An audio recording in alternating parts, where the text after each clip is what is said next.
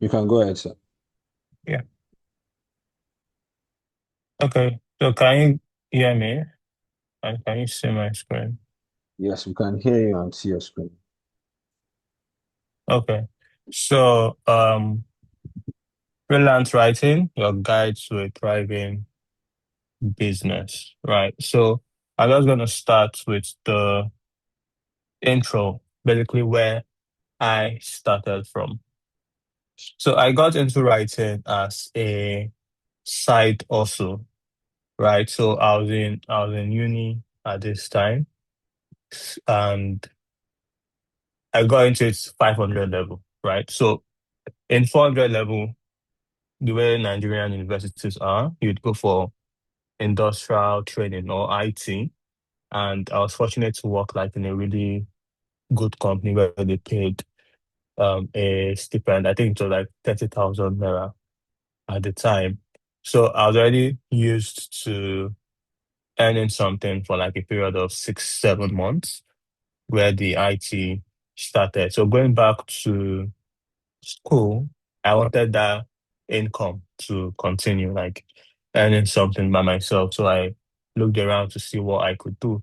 So my friend worked with somebody who was working with somebody who was on Upwork, right? So there was the person with the Upwork account. Then there was another person, that was my friend, and there was me. So there were like three levels from Upwork. So I know the way Upwork is, they have like low rates and all of that. And so for this person to like send the work down, you can imagine how much it also would have cut from the project fee so that he can take his own share. It was pretty low, and that was like 1 naira per word at the time. But I did not care because again, I just wanted to earn something on the side. So I did that throughout uni till I graduated. After graduation, you go for like NYSC. And during that period, I did exactly work because I was focused on the service itself. So I finished service in February of 2020, right? And I headed back home. Well, I served in Enugu. So I headed back home in March of 2020. And that was when the COVID lockdowns started.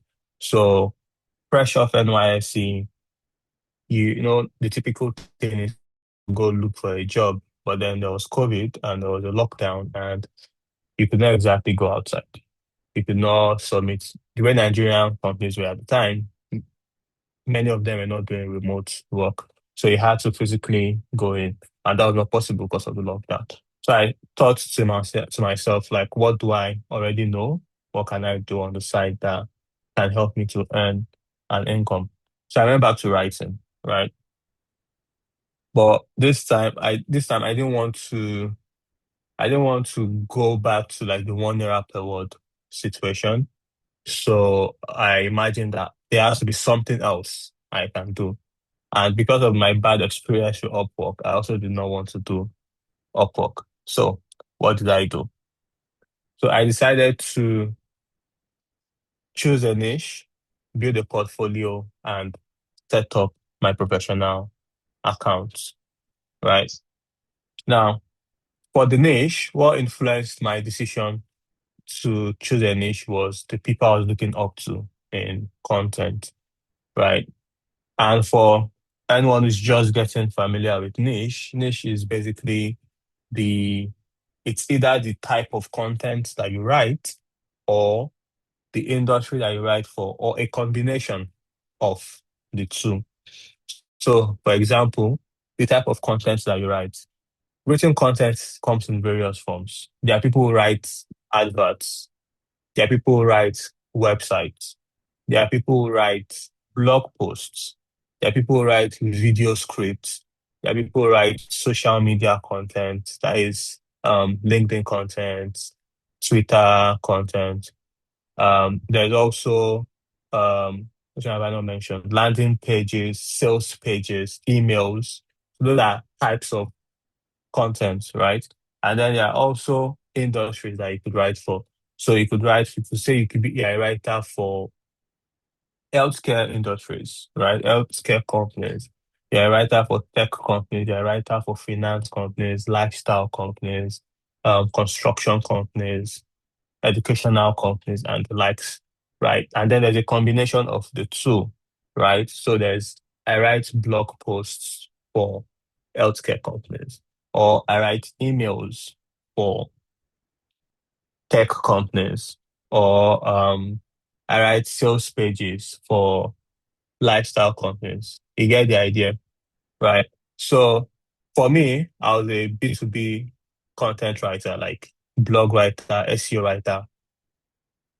Like let me take that again. I was a long form writer for B2B software companies, right? So I did like a combination of the two type of content and industry. And what influenced the decision, to be fair, were the people I saw online, because I said I didn't want to do Upwork. So I went online to see, okay, is there another way that people can earn like a reasonable income from content without doing like 1 year per word? Because imagine doing 1 year per word, it takes you what?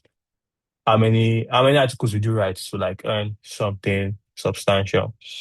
So I started seeing like other writers, mostly foreign writers, to be honest, who were saying they're doing like 3K per month, 5K per month, 100K years, and all of that. And to me, I felt it was possible, right? I didn't think it was too far-fetched.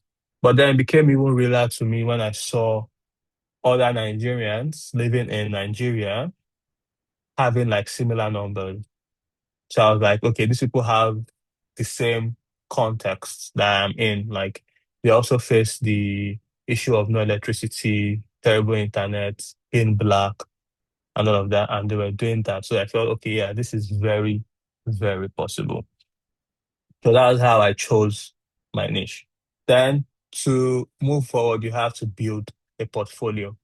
Now, a portfolio basically shows potential clients that you can do what you say you can do. So, for instance, as a B2B writer or a long form writer for B2B companies, it required that I write, or I have in my portfolio examples of articles, content that companies would hire me to write. So, for instance, say you're an email writer, your portfolio should be full of email examples. It could be personal, but also relevant to the companies you would like to write for. Now, to build your portfolio, this is like an entire topic on its own, building a portfolio. But to start, you can use like a personal website, or their portfolio sites. Many are paid, some are free, that you can use to showcase your work. And like always, quality is always better than quantity. So it's better to have 3 to 5 really good pieces, really good portfolio pieces, than to have 100 or 10, 20 mediocre ones. So now you know what you want to do, what you want to write, who you want to write for. You have examples of this kind of content. It's time to set up your professional account.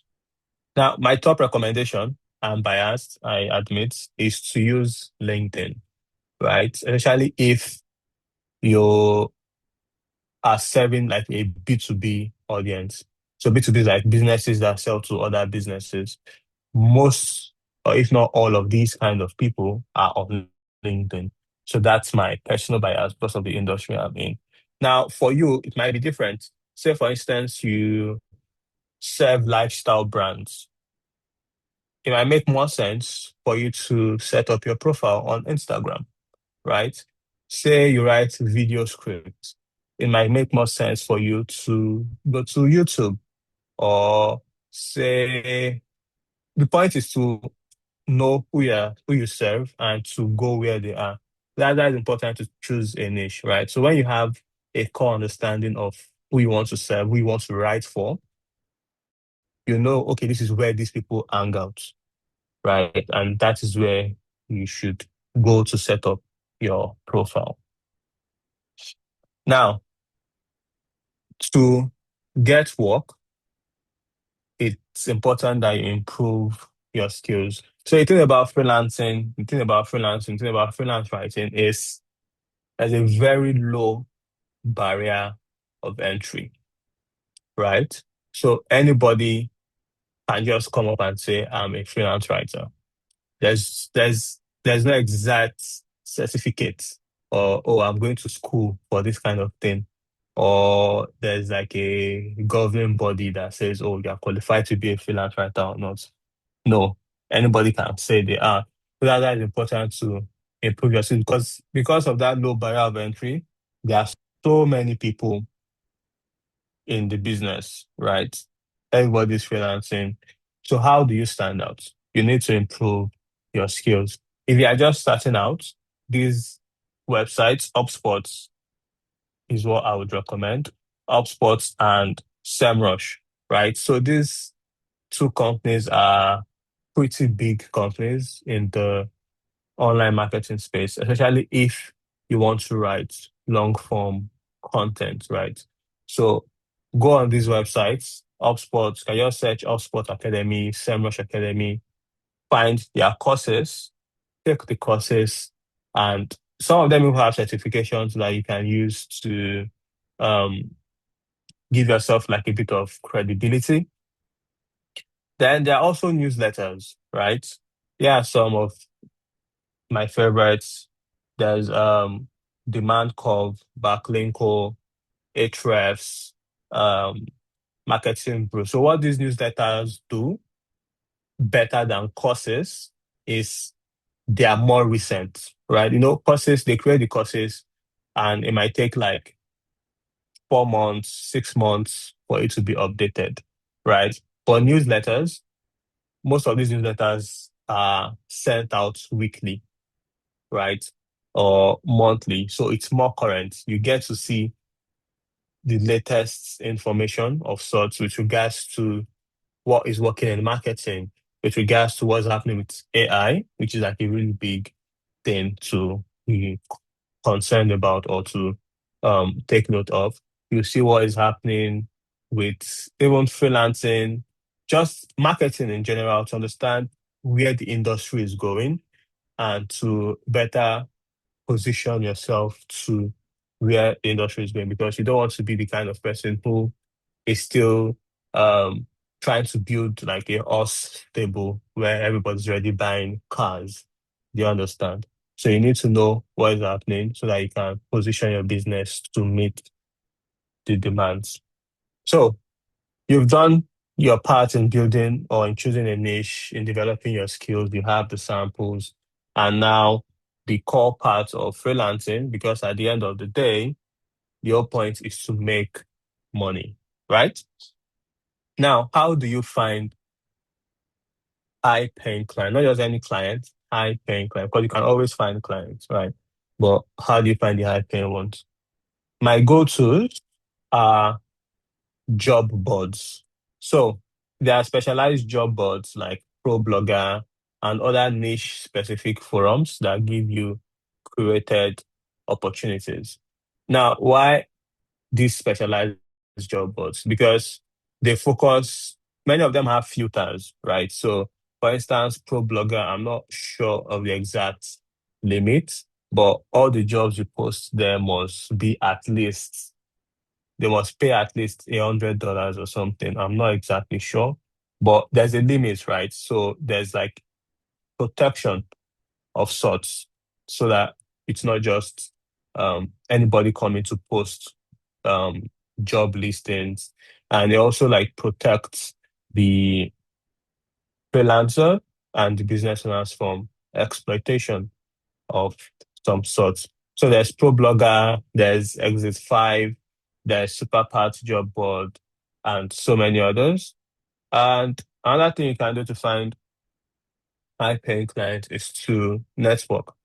Now, I know networking in general has like this bad connotation and stuff, but if there's anything I would change in my freelance writing career over the years is I would have done more networking when I started, right?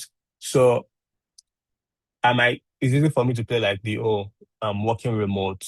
I'm in Nigeria and all of that. So it's hard for me to network. But it's not that way because we have the internet, right? You can easily set up coffee chats with people. You can text people. You can send emails. Networking does not have to be physical, right? And networking also does not have to be an instant exchange, right? So most people see networking as a way that, okay, I'm networking, you give me something, I give you something. No, networking could be as simple as you see a job posting and you tag somebody you know might be a fit for that job posting, right? You see an opportunity, you tag somebody. Or it could be it could be simply engaging with somebody's content, right? So say a freelancer you like post something really relatable, like it, comment, share it with them in the DMs and tell them that, oh, I really enjoyed reading this stuff you wrote. More, like, would love to see more. Or maybe they wrote an article and they shared it on their profile, on their LinkedIn that, oh, I just read this article. Tell them that you enjoyed reading it. Now, what this does is you are building rapport, right? And that's the whole point of networking, building relationships. You are building rapport when you don't need the relationship yet, right? So eventually, when you do need something, it will be such that your first interaction with them would not be you asking for something, right? So if you've been just sending messages back and forth over the years or couple of months, when you eventually do need something and you ask, it will be easier for them to respond or to give you what you want, right? And other ways you can network is to join virtual webinars. This is an example. To join virtual meetups, to join co-working sessions, to join industry events. So in my line of work, there are so many webinars where people like to show what their software tool does, like to show things that they are doing. Join those events, comment, share it. All of this helps to build that relationship, that network. So when your name, people know you, right? So they're eventually like, oh, Nathan, Nathan, they are familiar with the name. And networking does not have to be just with people who could hire you. It could be with your peers, like other freelancers, because eventually these people, there might be a time where they have a client who is not a fit for them, right? And they just say, "Oh, Nathan, you have availability to do this thing." Or it could be that their workload is full, and they just pass your name along, or their clients, the clients who they are working with ask them that, oh, do you know any other writers that could work with us? And your name comes up because you've actively been networking, talking to them, and building that relationship before you need it. And another thing to do, or you can do, is to send cold pitches. Now, networking is great, right? But it takes time. Like I said, you might have to build that relationship over weeks, over months, and all of that.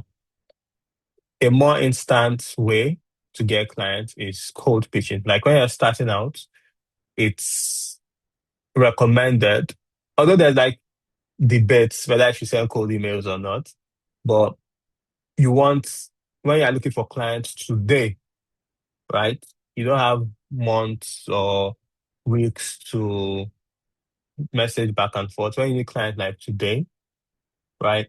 Cold emails are very effective. Now, what are cold emails? Like the name implies, cold, right? You don't know this person. You're coming to them cold and you're asking for work, right?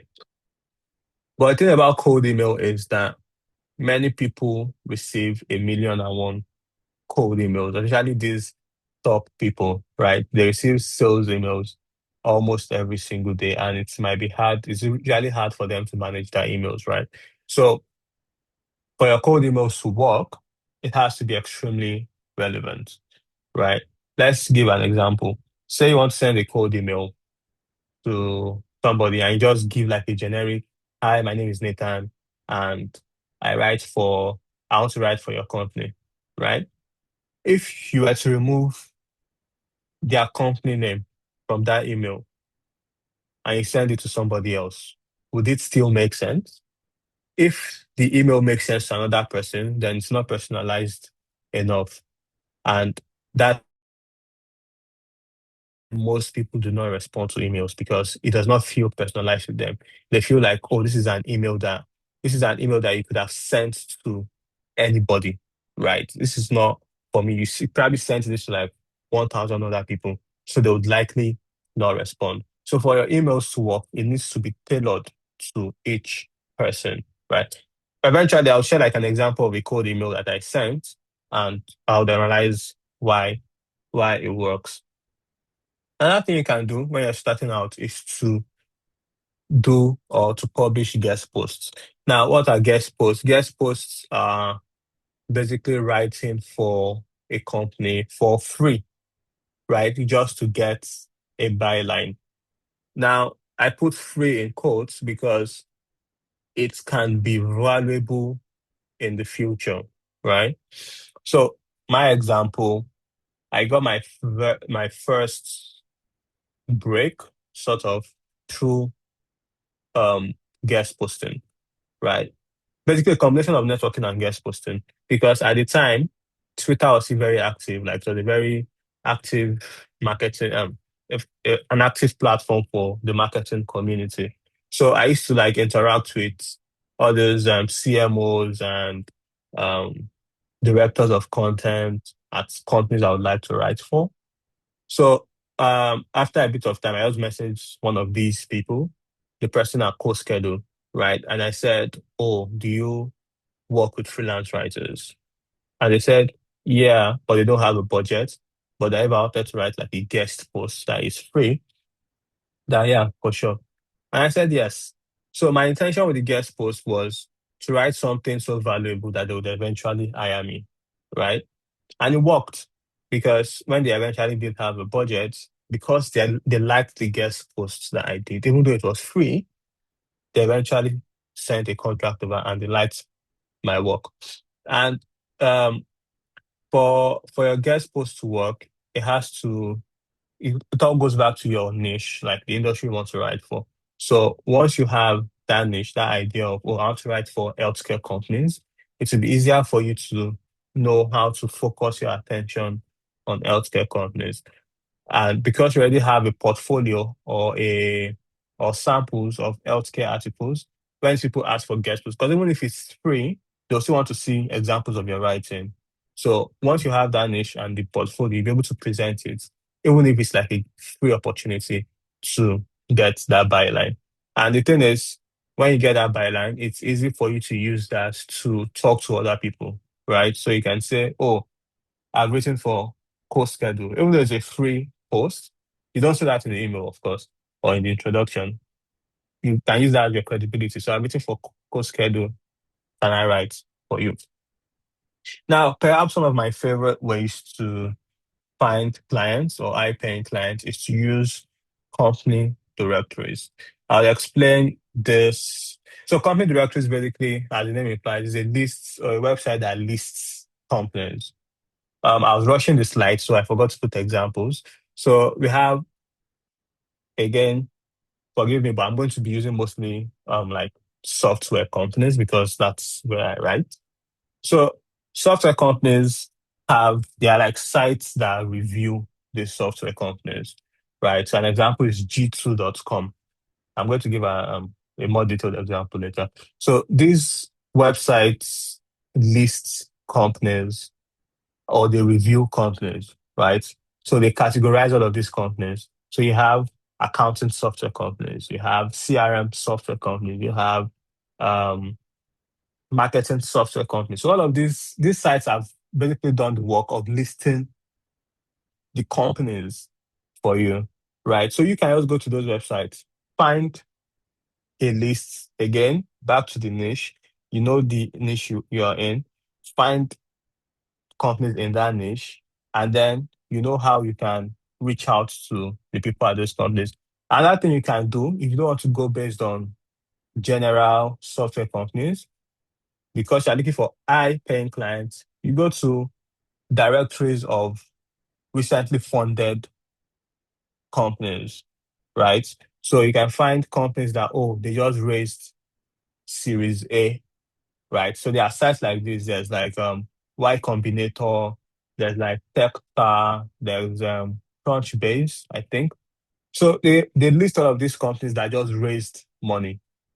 And that's the point, right? You want people that have money who can possibly pay. So you can find those companies and find who is responsible for content at all of these companies and then reach out to them. So let me go deeper into some examples, starting with the cold email example. So this, sorry, this is an example of a cold email I wrote to Riverside, again, a software company. Let's read him. It's look, I might not read the entire thing, but I'm sure you can. You guys, can you see the email? Let me know if you can see it. Yeah, yeah, I can see it. Okay, all right. So you can see how the email is broken down, right? The first line is something I cannot send to anybody else because this is something only this person did, right? It's special, it's specific to him, right? And that was like the personalization. And then I switched the conversation that I had with this guest into what I do, right? So I help software companies like XYZ create content. These are examples of my work. If content is a priority, I'll be happy to chat, right? And now I got a response. I sent the email May 12th. I got a response May 16th, 4 days later. So it was not even the person I sent the email to that responded. It was like the person I sent the email to forwarded it to the real person in charge, right? And they asked for my availability, my rates, and all of that. So you can see like a very clear. So it's not like a vague example. You can see a very clear example of how emails can work. And you can see also what made it work. The subject line, I would say, works because it's very clear, right? There's no, people don't like it when you put like a clickbaity subject line. And then when they read the email, it's something entirely different. From the subject line, I made it clear I would like to write for your company, right? So if they open it, that means, okay, this is something they need. Moving on to okay, the company directories I mentioned earlier. So this is an example of using a G2, for instance, right? So the step one is to start with companies you already want to work with, right? So um, for me, that would be like B2B software companies, right?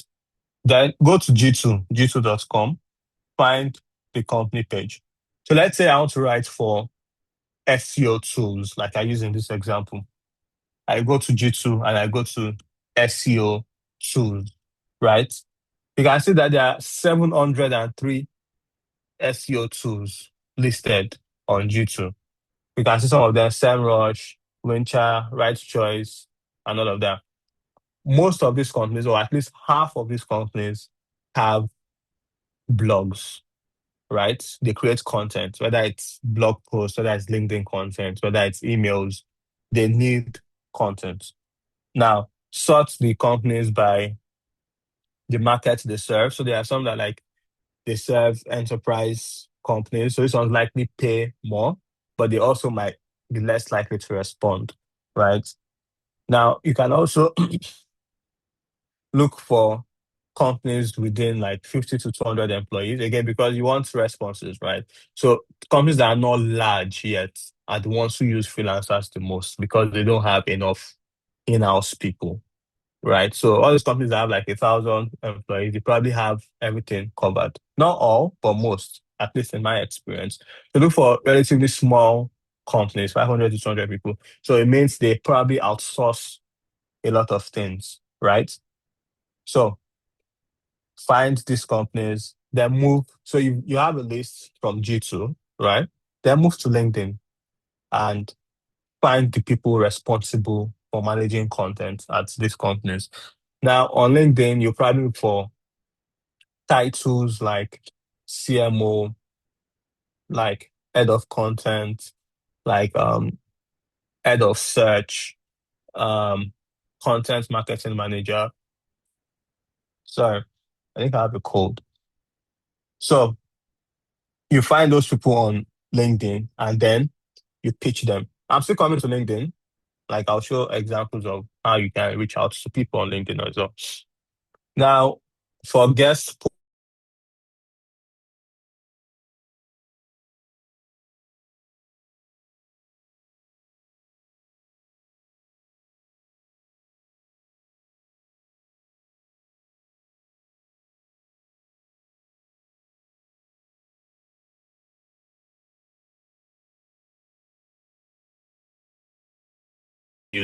what you can do is to just use this Google operator, like in the title. Uh, I think my network has gone off a bit. Yes, we couldn't Can hear you Yeah, at some we points. couldn't hear you for a bit. okay, where did it stop? But can you hear me now? Yeah, we can hear you now. So maybe you can start from finding the guest posting ops. Okay. So finding the guest posting opportunities, right? So I was saying how finding or having a niche is recurrent in the conversation so far because it's important to the work, right? It helps you focus, right, on a particular area so you can get the best results. Now, using Google operators, go to Google, put in um, just type this operator into Google because Google has like operators that help you find specific things. So we can use right for us in quotes because that's how most of these companies um create like their guest posting page, right? They always have that right for us or submit a guest post and all of that. So right for us, comma, the niche you are in, right? So in the example, the screenshot example, I used SMS plus submit a guest post. And you could already see companies come up where they have like right for us pages, right? And the thing about this kind of searches is you can go from page 1 to page 20, right? And continue to find all of these pages. This is not like a Google search where you just focus on the front page as we typically do. But you can go from like page 1, 2, 3 to whatever. When you're done with this kind of operator, you can do SMS plus right for us and so on. And just keep varying the search till you find all of these companies. Now, moving to LinkedIn, right? To find these clients on LinkedIn, what I like to do personally is to look for either the CMOs, like I said earlier, the CMOs, the chief marketing officers, head of content, content leads, um, content marketing managers, because these are the people who are responsible for making like the decision whether to take freelancers or not. So you can say a simple search, you find all of these people. And again, because or you're looking for high-paying clients, you likely want to filter the search to by location, maybe say like United States, Canada, um, United Kingdom, and all of that to find like people who would likely pay you well. So when you found these people, right, what kind of messages can you send to them? Now, this first example is a connection request that I sent. So LinkedIn, I have premium, which allows me to send unlimited connection requests or allows me to send notes rather in my connection request. So what I like to do with the notes is I want to make it as clear as possible the reason why I'm connecting, right? I don't just want to connect like just send it empty. If I see a company I really want to write for and I would like to connect to them, I just send the message in the connection request. So when they accept it, because they see the message, so when they accept it, I have like that um the signal basically that shows okay, they read the message and they still accepted it.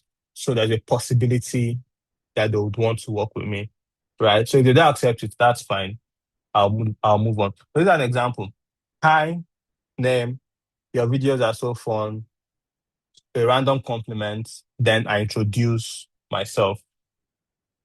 Just like with the cold email, you can see the importance of personalizing, being short, and going straight to the point. Now, this first paragraph is not something I can send or I can blast to my entire LinkedIn connections because it would not make sense to them, right? But it makes sense to this person because this person creates videos and it shows that I've gone to their profile, seen what they do, and then commented on that. So again, it shows I'm not a bot. It shows I'm not sending a million messages like this to everybody. And it also shows I took the time to check out their profile. And it does not take much time. 2, 3 minutes, you can see what this person has been up to and just like create a very simple personalized first message. This second paragraph is something I send to every other person, right? But the first paragraph is personalized to each connection. So I enjoyed the video, love how much you put into it. Then an intro. Hi, I'm Nathan. I help B2B companies like XYZ create long form content, and I would like to connect in case you ever need content support. And then there's a response. Thank you for your message. Glad you like the videos. Would love to work with writers. Blah blah blah blah blah. Another person is I think I've connected to this person already, but we've not exactly like had a conversation. So the message, hi, congrats on XYZ, right?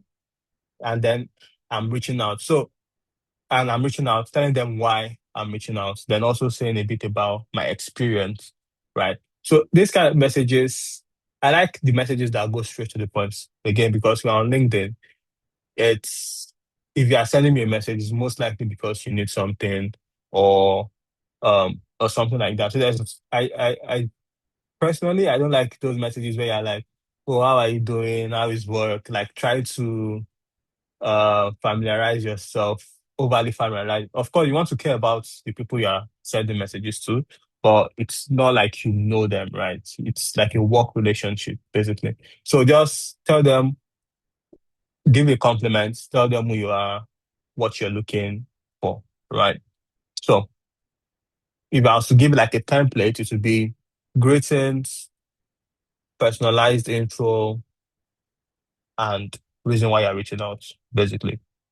It's as simple, it's as simple as that. Now, let's see what clients typically want in their writers, right? So we've seen how to find these high paying clients, but their high paying clients differ from just about any client because they care about things for them to shell out like the amount of money that they do compared to like others. Now, they care about deep subject matter expertise. Now, what does this mean? It means that you understand the thing that you're writing about, right? So with AI, it's easy to create. Anybody on a $20 subscription can create content. All they have to do is prompts, right? But subject matter expertise would help you to know, okay, this is correct, this is not correct, this is how it should be, and all of that, right? And as a writer, you might not know everything, right? And that's why they also care about the ability to pick it up quickly. So there's allowance for sure, you might not know everything, but you have to have that willingness to know, okay, I'm going to be writing about email automation. Go and learn how to do automation. Learn, take like maybe a short course, at least understand what that thing is. And this brings me again to having a niche, right? Because when you have a niche, you'd be able to have expertise in that particular thing. And this is something clients care about because if you are writing for just about anybody, it might be hard to be an expert in one thing. And high-paying clients care that you know one thing really well, right? Another thing they care about is knowing how to repurpose things. So repurposing means taking a blog post and turning it into LinkedIn content, or taking a webinar and turning it into a blog post, or turning it into a case study, or turning it into a white paper, right? So the thing about most companies now is they want to increase the life of every piece of content that they create, right? So it's not just like blog post and it's done. No, they want it to be in other places to be redistributed. So if you know how to do this, it's a plus for you. Ideation. So again, they don't just want somebody who is, here's the brief, here's the draft, like that kind of interaction. They want somebody who can look at their company and say, okay, why don't we create this kind of content? Or why don't we create this kind of thing? Just to give, they might not follow the ideas, granted, but the fact that you're taking initiative is something they care about, right? Because it also shows you can think, it shows you care about the company to want to improve certain parts of it. Now, this next point is similar to like the deep subject matter expertise, the ability to pick things up fast, right? Or to go deep into things. It might require you to take like extra courses to learn about a particular thing. For example, in my work, I mostly write about, to be fair, I don't know a lot of the things I write about, right? But then I use those tools myself, right? So I use the tools, I see what the tool does, I play around with it to understand the tool, to understand the industry. And this has always helped me in like when I'm talking to clients and they're like, oh, how do you work? And I explain it and they're like, oh, come, that's something we are looking for as well. Then the ability to pitch well, this is also similar to like the ideation. So do you, if you were asked to come up with certain topics to write about, what would be your process? Is it that you just go to SEMrush and pick up like the articles with like the most traffic or traffic potential or that kind of thing? So how do you come up with topics? You focus on the customers, you focus on keywords, you focus on the business relevance and stuff like that. So those things are also important. Curiosity and good reportage also helps. So if you don't know something, aside from taking courses, you also need to learn how to talk to people who know the thing, right? So, especially with B2B content, you don't, you might not know how. So it's important to learn how to interview people who know these things and then draw the insights from these people and report it. Basically, the way things are moving now, you are more as a yeah, you'll be acting more as a journalist because then you have to find reports, interview people, and then write on all the findings that you've made instead of just writing. Right. So those are the things they care about. Another things is that you make their life easy, right? So that's why they hire people. They don't want somebody who comes in and then complicates the entire process, right? So they want somebody who they can just hand things off, somebody who is dependable, someone who they know, okay, this person said they'll submit the article by Monday. They know this person will submit it by Monday or even Saturday even, right? But if companies are faced with two options, say a very good writer who is dependable, who is not dependable, right? Say the writer is 10 over 10, but when it comes to submitting articles, when it comes to communication, the person is 5 over 10. And they have another writer who is possibly maybe 7 over 10, but when it comes to being dependable, it's 10 over 10. They will choose the dependable writer every time over the excellent writer because those other things matter. How do you communicate?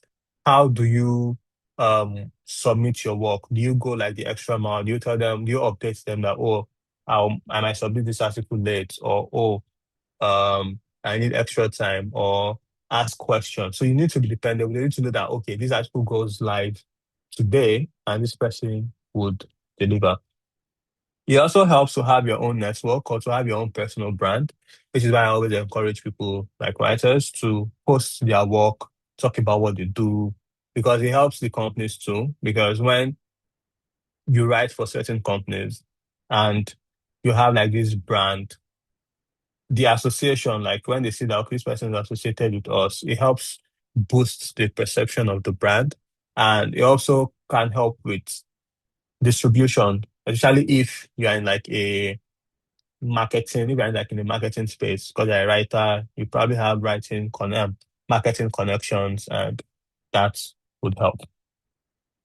Now you found this writer and these companies, and they've asked you the big question, how much do you charge? Right?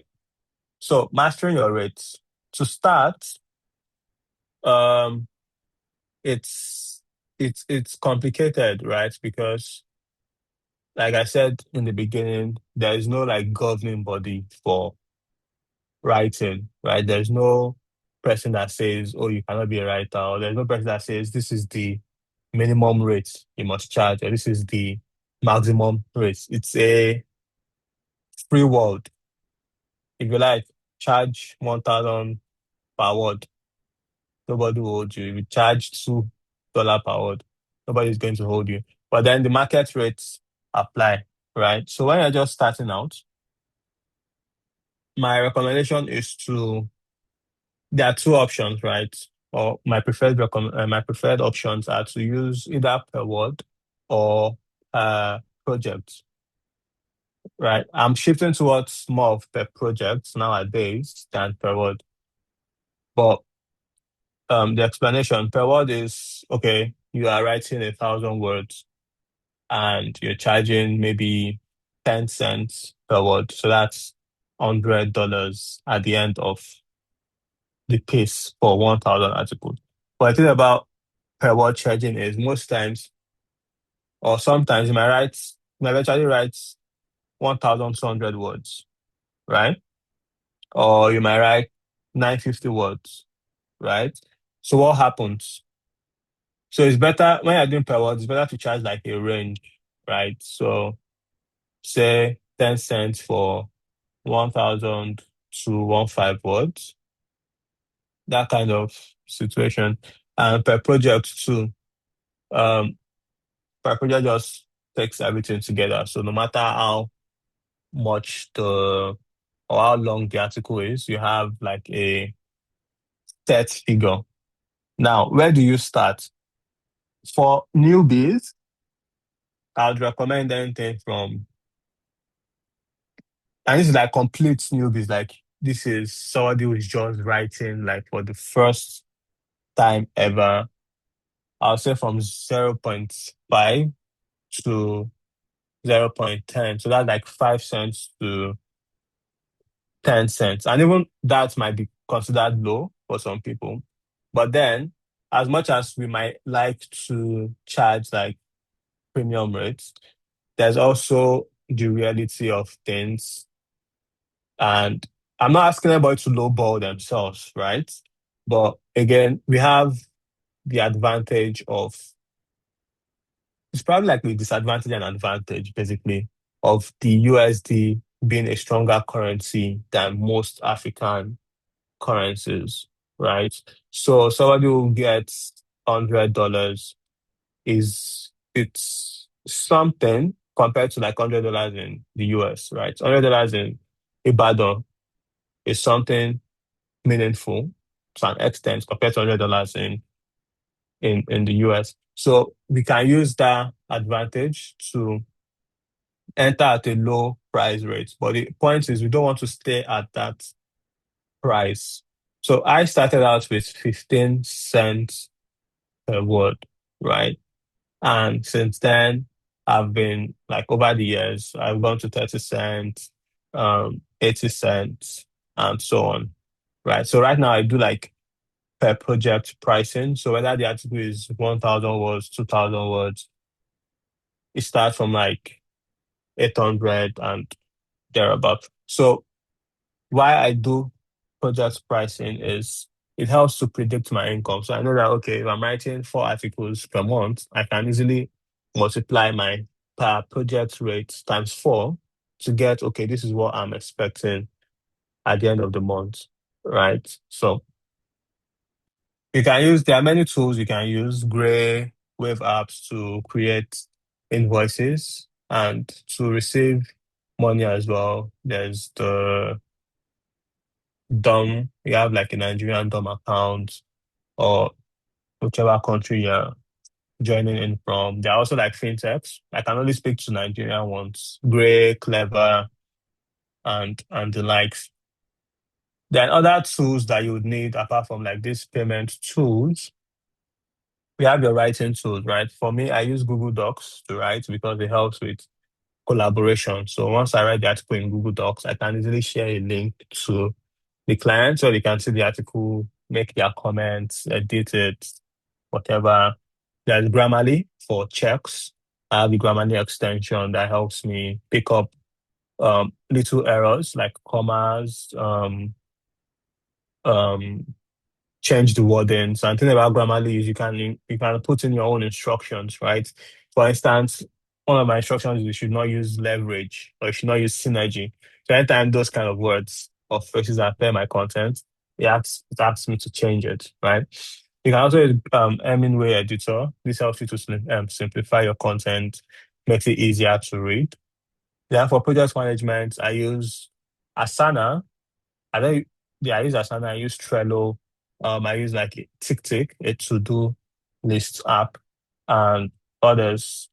These prayer management tools are important. It's important to learn how to use them because most clients use them, right? And because you are working with multiple clients, some clients might, for instance, prefer to use um, Trello, right? So you need to know how to use Trello as well. Some clients might prefer to use Asana. You need to know how to use those tools to manage your work, to communicate, to submit deadlines. And for communication, right, when you start, it's possible that this client asks you to jump on a call to discuss specifics of the contract and all of that. So you can use Zoom, you can use Google Meet. Um, you can also use Slack for communication. Many of them do, but many also prefer to use emails because Slack might require you to be like um, it might be too much for like a freelance writer agreement. So many stick to emails and like the project management tools. And then Calendly to book meetings. So I use cal.com. So I have like a scheduling link basically such that when a client is interested in my work or in my services, I just send them the link where they can book a call and we can have an intro call, like an intro conversation. So moving to building, so you already established your rates, you found the clients, now maintaining it and building that sustainable income. Now, first things first, diversify your income, right? It might not be easy to do, right, when you're starting out. So you need to first focus on having like that steady income. So blog post, um, writing the blog post. So when you create blog posts or like when you have like a service for blog posts, and that way you can diversify is to introduce like a secondary service. So instead of just writing only, you can include optimization, right? Like refreshing old content. Another thing you can do is to create digital courses or digital products rather. So for example, you have like a Google content outline guide or content outline templates, content brief templates, right? Another thing you can do is to create content on your own, the way I'm doing for LinkedIn and all of that, which can help you to build your brand and get opportunities like this to come talk to other people and to do like other things outside of just writing. Now, to maintain your income as well, it's important to focus on client retention. Freelancing is a very um, volatile world. So it's important that when you have a client, you do what you can to keep the client. It does not mean you don't have boundaries, but as much as you can, you aim to please the client. Now, what does this mean? delivering high quality work consistently, meeting the deadlines, communicate clearly, make your clients happy. The example I gave earlier, somebody who is dependable, who does submit the articles on time, 10 over 10. I might not be the best writer, but because he does all of those things pretty well, clients would prefer to work with such a person than another person who writes well but misses deadlines, is very terrible at communication and things like that. Now, as you also continue to work, it's important to learn, right? So for writers nowadays, everybody is talking about AI, becoming an AI engineer, blah, blah, blah. It would not make sense to say, oh, because you're a writer, that's all you want to do, right? Because the industry, this is the internet, right? Many years ago, there was nothing like the internet. 2020, there was nothing like AI or ChatGPT or Claude or the likes. But these things have come and they are changing the way we work. So it's important that as writers, you continue to learn about your industry, right? Not only the writing crafts, the industry in general. How are people using AI to write now, or are people using AI to work, or are companies embracing AI? So it's important that you continue to learn, upskill, basically, right? To to learn the new thing so that you don't become old taker or old cargo or whatever phrase that is being used nowadays. So keep learning and improving the crafts and so that you can even offer more value to to the clients, right? So when the client is like, oh, you're not just doing content writing, you are doing like um AI optimization, for instance, it's more value to them. So my part, basically, I think I've explained it a bit how I started from Upwork and then landed like the guest post, went on to write for like a couple of big name clients, HubSpot, simple texting, and all of that. And it's not easy. I like to tell people it's not like a walk in the park, right? It's not easy, but it's also possible. I would admit I've not to be honest, I've not really been like the best freelancer because I only started taking the business again seriously in the middle of this year. But then it also goes to show that there's so much work to do, or there's work if you put in the work, right? So over the last couple of months, I've had like more calls, more conversations, more um clients, if you will, because I've put in the work, right? All the things I've been sharing since I now started like applying them themselves again. Because that's the thing about freelancing. You have to continue to apply yourself, basically. Because if you are doing like a 9 to 5, of course, you'd apply yourself to get the promotion and all of that. So with freelancing, does not mean you just do it once and then stop. You also need to continue doing the thing. It's just that you get to do this on your own time. Now, again, freelancing is not all rosy because there are problems. I'm not going to sell, become a freelancer, you're going to make $1,000 per month, easy peasy, or from Lakwe or on the beach, that kind of thing. No, it's possible, but that's not the reality for most people, right? So they're like feast and famine cycles where some days you'll have a lot of work and you'll be like, wow, how do I finish this? And there are days where you'll be like, the email is empty, nothing is coming in. So how do you build or how do you prepare yourself for these times? Again, financial planning is important. When you have a lot, give yourself a salary. This is my income and save away the rest, invest the rest. Um, then also actively um, reach out to people. So a mistake I made when I started out was when I had clients, I stopped marketing or I stopped talking about my work because I had clients, right? But freelancing is something can just happen. The company gets acquired, budgets are cut, and then the company just, because they're freelancer, they'll be like, let's, like, sorry, we don't have any more money. So what do you do? There's nothing.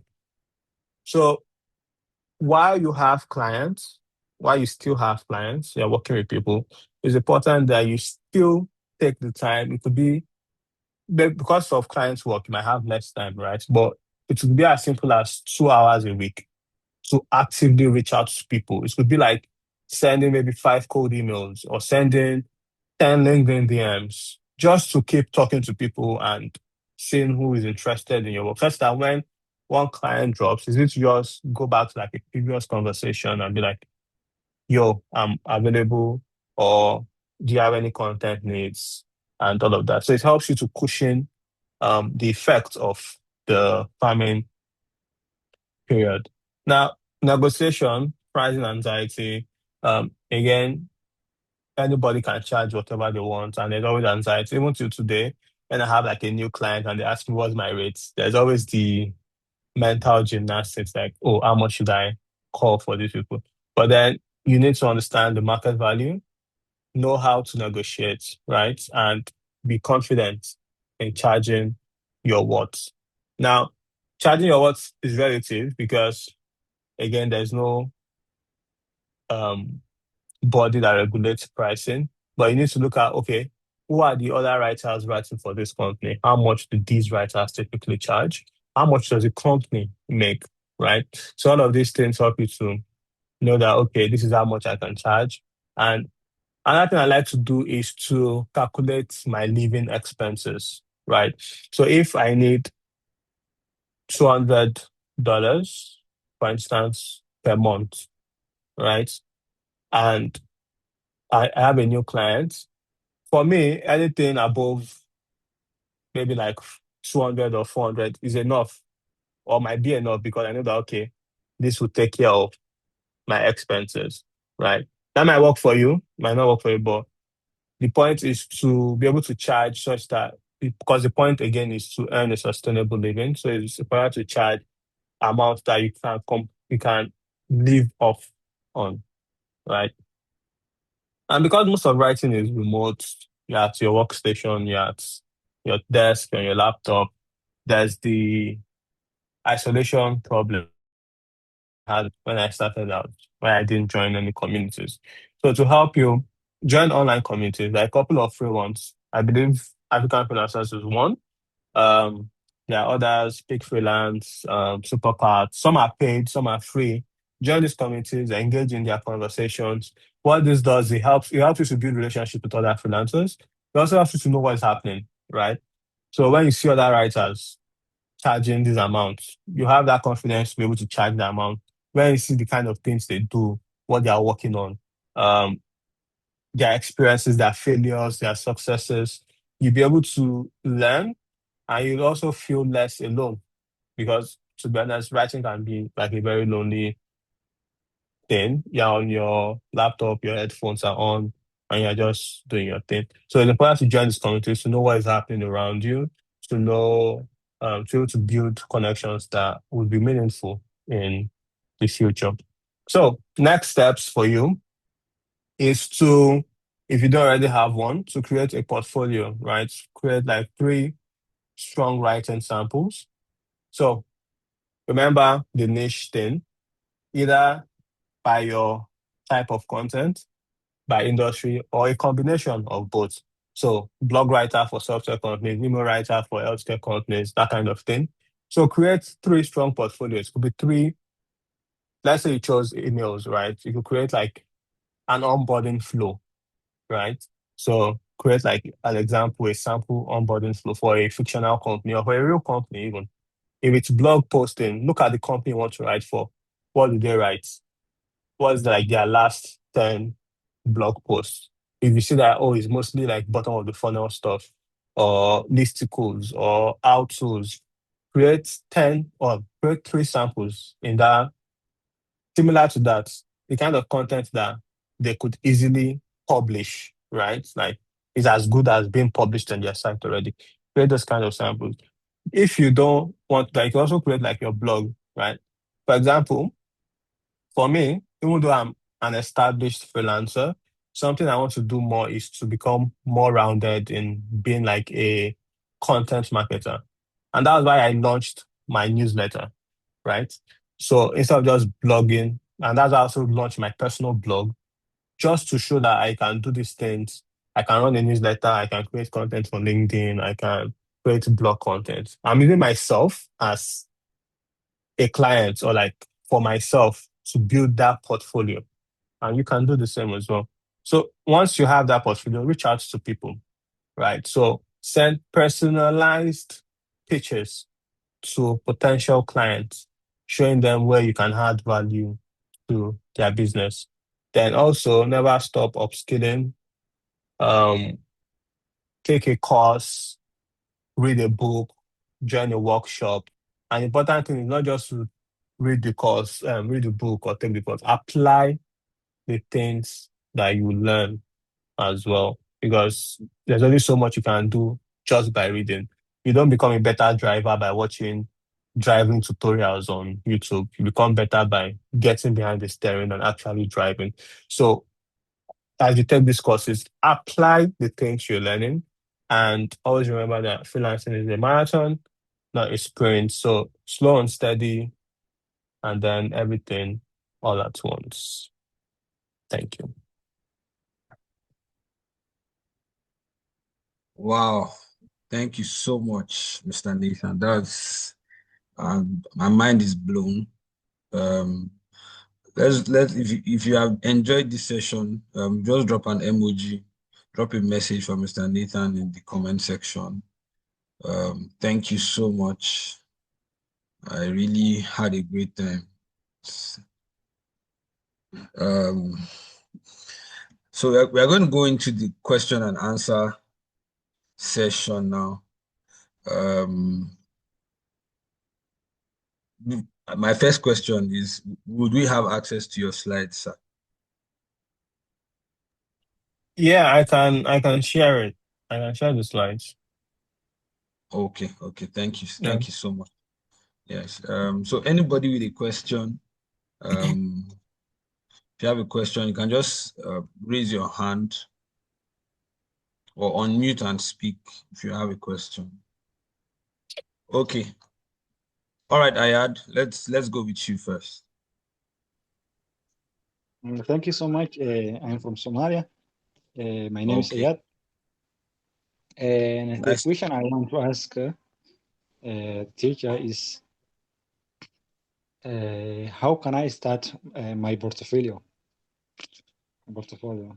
Thanks. Okay. So for the portfolio, it's important first things to know the kind of content that you want to write. So, like I said, do you want to do emails? Do you want to do landing pages? Do you want to do SEO blog posts? And then decide the companies or the industry you want to write for. So, do you want to write, are you interested in writing for healthcare companies, for software companies, for marketing companies, and so on? So, when you have those two things, it will help you build the portfolio. So, say for instance, you've chosen blog posts for marketing companies, that would then inform how you create the portfolio. So your portfolio will now be blog posts that are related to marketing, right? Because that is where you want to focus on. So if it was emails, you create a portfolio full of email examples. So the portfolio is basically like a test for for these potential clients. So they come, they see what you have on display.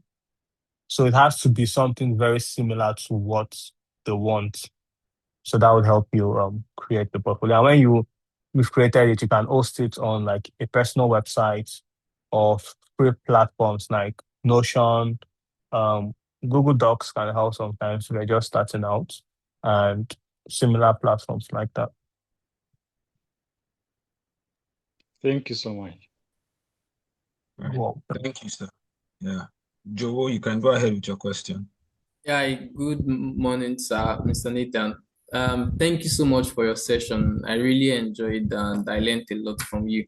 So there was actually a part where I got from your slide that I wanted to ask. You mentioned some places we can find high-paying clients, and I could pick up ProBlogger, Solid Gigs, and Exit 5.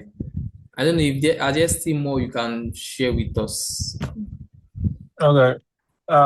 I also mentioned company directories, which I would say are my favorites. So there's g2.com, there's ycombinator.com, there's Crunchbase, crunchbase.com,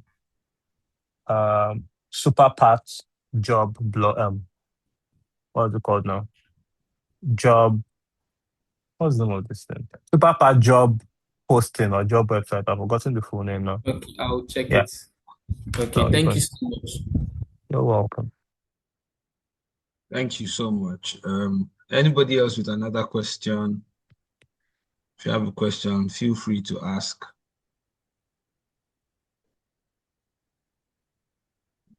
Okay, while we wait, my question is this: for someone that maybe a new writer that probably has some skills, maybe can write in different niches or can write listicles, write blog posts, write social media content. How do people like that figure out their niches? Because it's sometimes difficult if you are like a jack of all trades, so to say, for some people, to be able to figure out. So for writers like that, how do they figure out where they should fit in?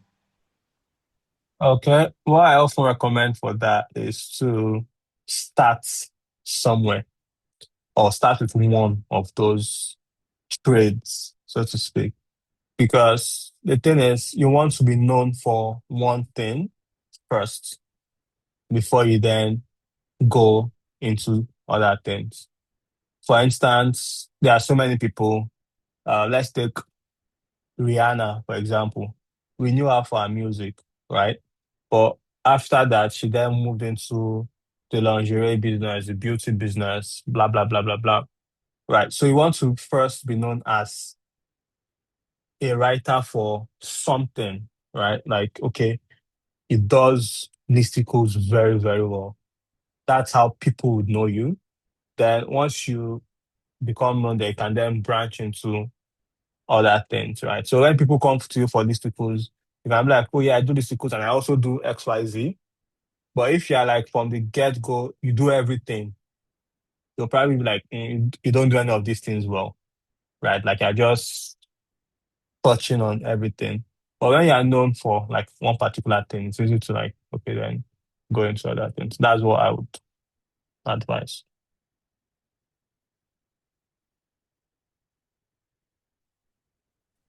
Thank you so much. I think that makes a lot of sense.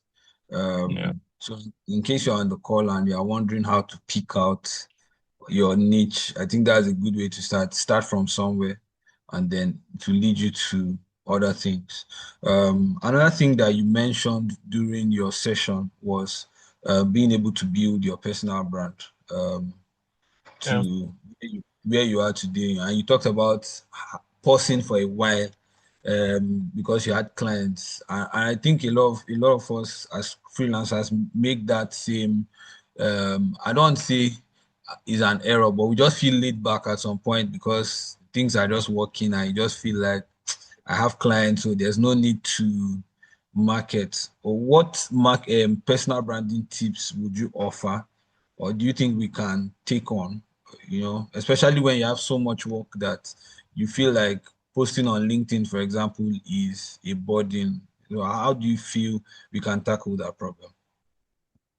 My top recommendation based on what I am doing is to talk about what you're doing already, right? So you are busy because you're working on clients' work, right?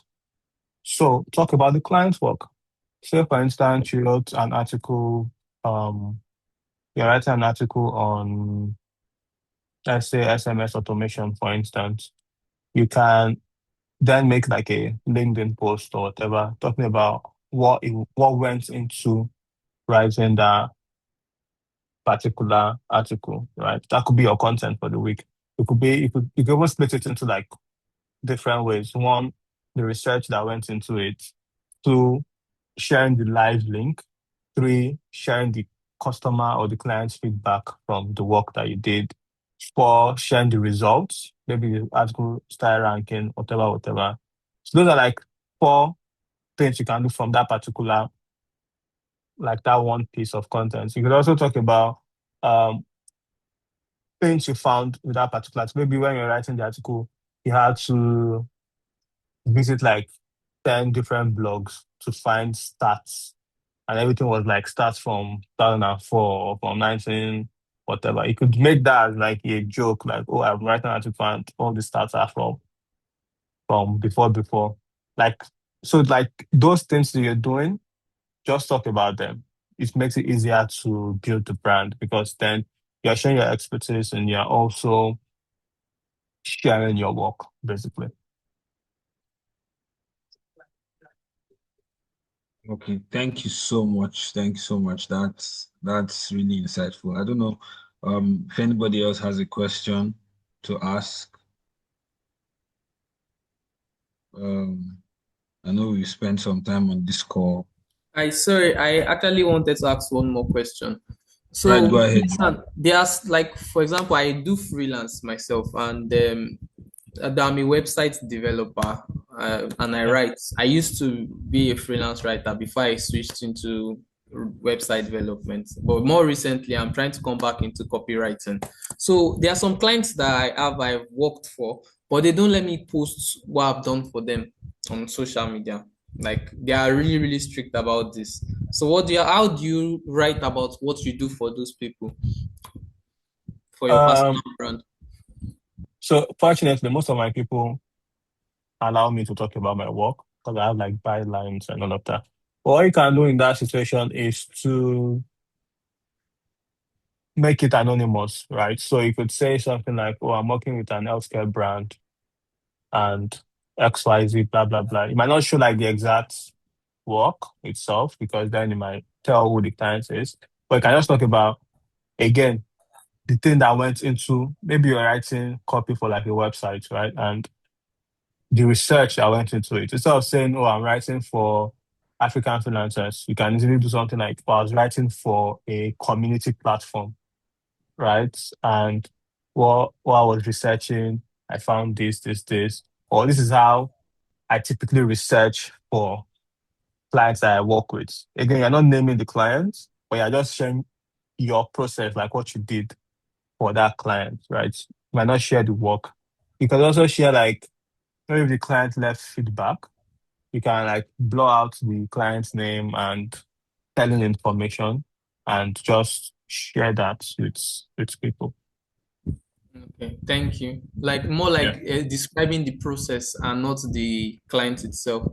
Exactly, because most times people want to know the process because they want to see how your process would work for them as well. So it's the process that is even the most important, like marketing the process, right? Thank you, bro. Yeah. Thank you so much, Mr. Nathan. And thank you to everyone who joined us today.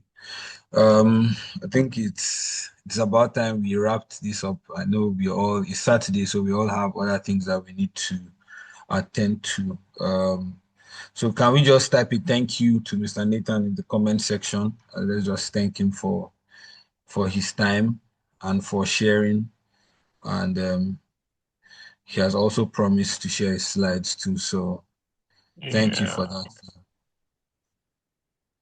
that.